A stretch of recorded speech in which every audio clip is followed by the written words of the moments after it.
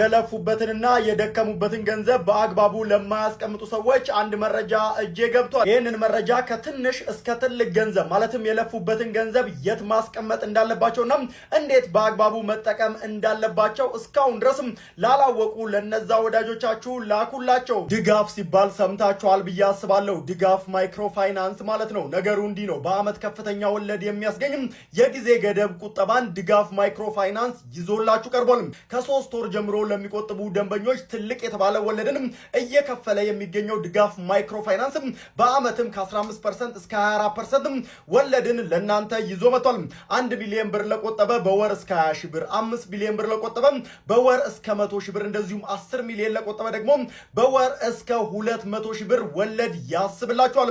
ተደራሽነት ያለ ገደብ ሲል የከረመው ድጋፍ ማይክሮ ፋይናንስ ገንዘባችሁን ተገቢ ቦታ ላይ በማስቀመጥ የወደፊታችሁን በትክክል ማቀር ትችላላችሁ ብሏል።